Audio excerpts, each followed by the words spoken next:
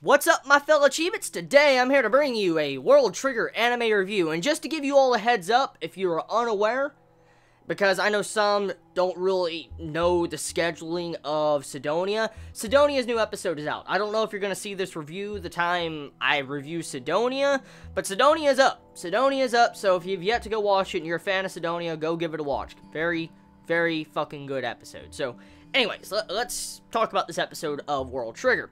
So, World Trigger. Where to begin?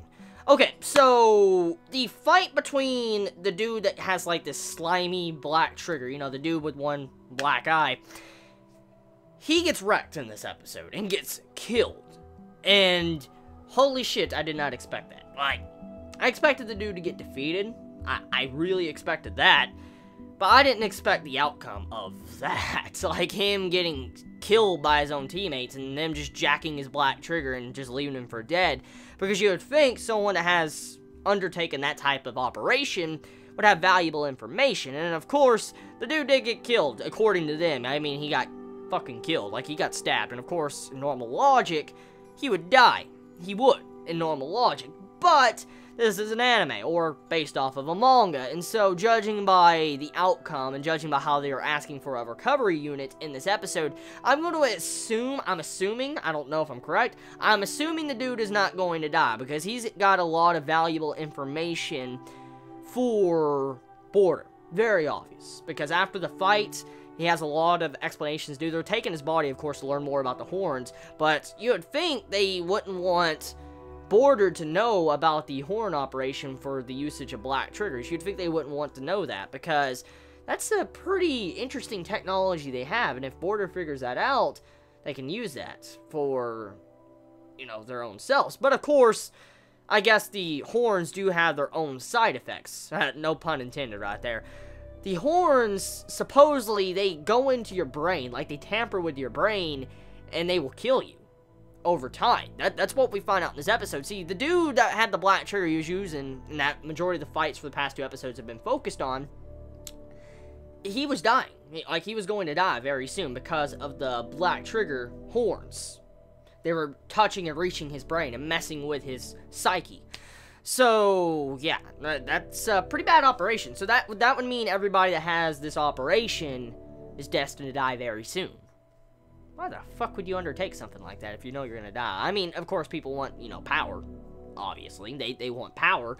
And maybe they were forced into that situation. But shit, dude, if you knew you're shortening your lifespan down to like 2-5 years. We didn't get, you know, a verified time frame of when people die. I'm just assuming if you only had like a year or 5 years to live, that kind of fucking sucks. Even 10 years, that'd fucking suck. Like, why would you want to short your lifespan down to that much? I mean, no. So, yeah, I mean, the first half of the episode, that betrayal, I don't know. Like I said, I truly believe Border is going to save that dude, and they're going to figure out how to keep him alive, and then he's probably going to turn a new leaf and try to help out Border, giving them information against what they are doing.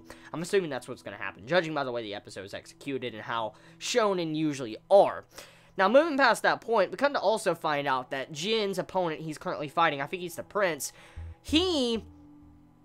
He's getting mind games. Like, Jin is trying to mess with him and let him know that he's being used. And it's already been apparent since the fight began that Jin's been trying to go down that path.